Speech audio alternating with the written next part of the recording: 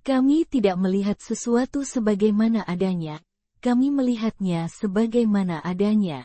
Cinta tidak pernah mati secara alami. Ia mati karena kita tidak tahu cara mengisi kembali sumbernya. Ia mati karena kebutaan, kesalahan, dan pengkhianatan. Ia mati karena penyakit dan luka. Ia mati karena kelelahan, karena layu, karena noda. Kami menulis untuk merasakan kehidupan dua kali, pada saat ini dan dalam retrospeksi.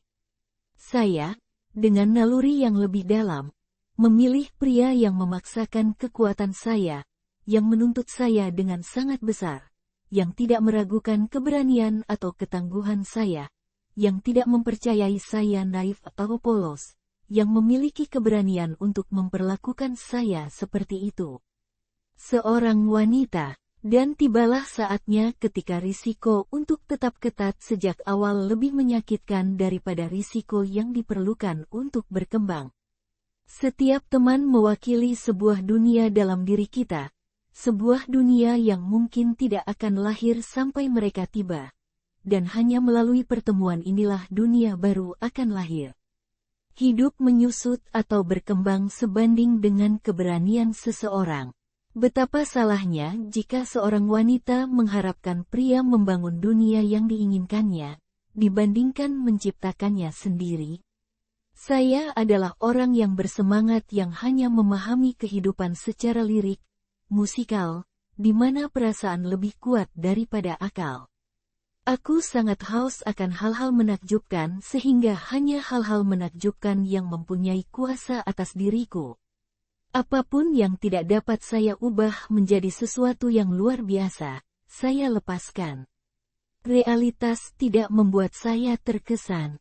Saya hanya percaya pada mabuk-mabukan, pada ekstasi, dan ketika kehidupan biasa membelenggu saya melarikan diri, dengan satu atau lain cara. Tidak ada lagi tembok. Kami tidak tumbuh secara absolut, secara kronologis. Terkadang kita bertumbuh di satu dimensi, dan tidak di dimensi lain, merata. Kami tumbuh sebagian. Kami relatif. Kita dewasa di satu bidang, kekanak-kanakan di bidang lain. Masa lalu, masa kini, dan masa depan berbaur dan menarik kita mundur, maju, atau memperbaiki kita di masa kini. Kita terdiri dari lapisan, sel, konstelasi. Aku pasti putri duyung, rango. Saya tidak takut akan kedalaman dan saya sangat takut akan kehidupan yang dangkal. Aku hanya bertanggung jawab atas hatiku sendiri. Kamu mempersembahkan hatimu untuk menghancurkan sayangku. Hanya orang bodoh yang mau memberikan organ vital seperti itu. Saya kesepian, namun tidak semua orang mau melakukannya. Entah kenapa, ada yang mengisi kekosongan dan ada pula yang menekankan kesepianku. Pada kenyataannya, mereka yang memuaskan saya adalah mereka yang membiarkan saya hidup dengan gagasan saya tentang mereka. Realitas tidak membuat saya terkesan. Saya hanya percaya pada mabuk-mabukan, pada ekstasi, dan ketika kehidupan biasa membelenggu saya melarikan diri, dengan satu atau lain cara.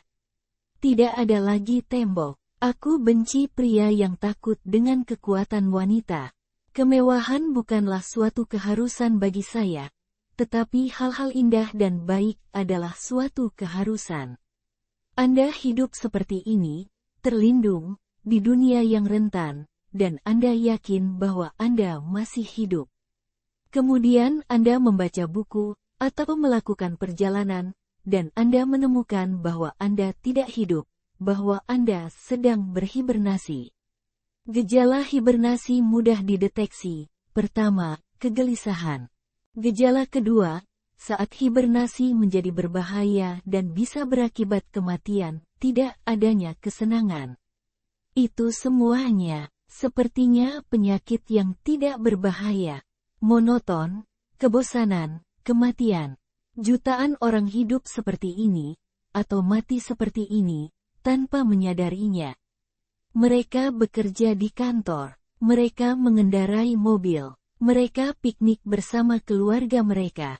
Mereka membesarkan anak-anak. Dan kemudian terjadilah pengobatan kejut, seseorang, sebuah buku, sebuah lagu, dan itu membangunkan mereka serta menyelamatkan mereka dari kematian. Beberapa tidak pernah terbangun. Peran seorang penulis bukanlah untuk mengatakan apa yang bisa kita katakan, tapi apa yang tidak bisa kita katakan. Lemparkan impianmu keluar angkasa seperti layang-layang, dan kamu tidak tahu apa yang akan dibawanya kembali. Kehidupan baru, teman baru, cinta baru, negara baru.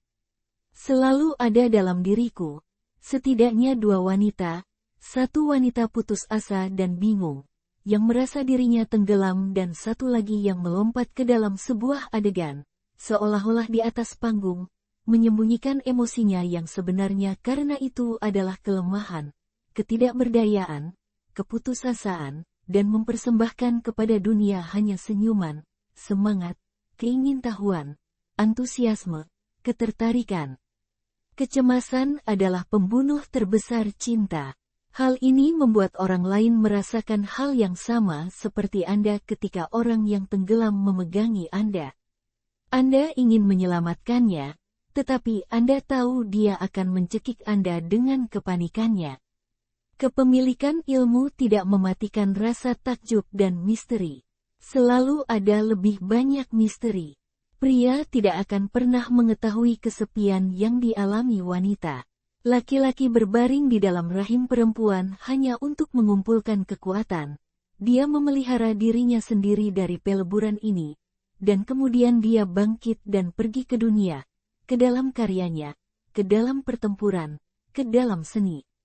Dia tidak kesepian. Dia sedang sibuk. Ingatan tentang berenang di cairan ketuban memberinya energi, kelengkapan. Wanita mungkin sibuk juga, tapi dia merasa hampa. Sensualitas baginya bukan hanya gelombang kenikmatan saat ia dimandikan, tetapi juga muatan kegembiraan yang menggetarkan saat bersentuhan dengan orang lain. Ketika laki-laki berada di dalam rahimnya, ia terpenuhi. Setiap tindakan cinta merupakan pengambilan laki-laki di dalam dirinya, suatu tindakan kelahiran dan kelahiran kembali, membesarkan anak dan melahirkan laki-laki. Manusia terbaring di dalam rahimnya dan terlahir kembali setiap saat dengan keinginan untuk bertindak, menjadi. Namun bagi perempuan, klimaksnya bukan pada kelahirannya, melainkan pada saat laki-laki bersemayam di dalam dirinya.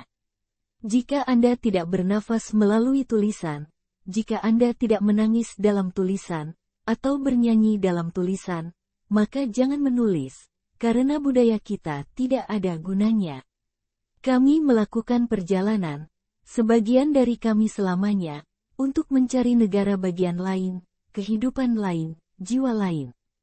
Dari rekan kerja yang suka menusuk dari belakang hingga adik ipar yang ikut campur, Anda bertanggung jawab atas bagaimana Anda bereaksi terhadap orang-orang dan peristiwa dalam hidup Anda. Anda bisa memberikan kekuatan negatif atas hidup Anda atau Anda bisa memilih kebahagiaan. Kendalikan dan pilih untuk fokus pada apa yang penting dalam hidup Anda. Mereka yang tidak dapat hidup sepenuhnya seringkali menjadi perusak kehidupan. Saya adalah wanita paling lelah di dunia. Saya lelah ketika saya bangun. Hidup membutuhkan usaha yang tidak bisa saya lakukan. Tolong berikan saya buku berat itu. Saya perlu meletakkan sesuatu yang berat seperti itu di atas kepala saya. Saya harus selalu meletakkan kaki saya di bawah bantal, agar dapat tetap berada di bumi. Kalau tidak, aku merasa diriku menjauh, pergi dengan kecepatan luar biasa, karena ringannya aku. Saya tahu bahwa saya sudah mati. Begitu kuucapkan sebuah kalimat, ketulusanku mati, menjadi kebohongan yang sikap dinginnya membuatku merinding. Jangan katakan apapun, karena saya melihat Anda memahami saya, dan saya takut dengan pengertian Anda. Saya sangat takut menemukan orang lain seperti saya, dan sangat ingin menemukannya. Aku benar-benar kesepian. Tapi aku juga punya rasa takut bahwa keterasinganku akan terpecahkan, dan aku tidak lagi menjadi kepala dan penguasa alam semestaku. Saya sangat ketakutan atas pemahaman Anda yang Anda gunakan untuk menembus dunia saya. Lalu aku berdiri dan aku harus berbagi kerajaanku denganmu. Orang yang tinggal di kedalaman tidak takut mati. Jangan mencari sebab. Dalam cinta tidak ada sebab. Tidak ada alasan, tidak ada penjelasan, tidak ada solusi. Kamu tidak menemukan cinta, cintalah yang menemukanmu. Ini ada hubungannya dengan takdir, nasib, dan apa yang tertulis di bintang-bintang.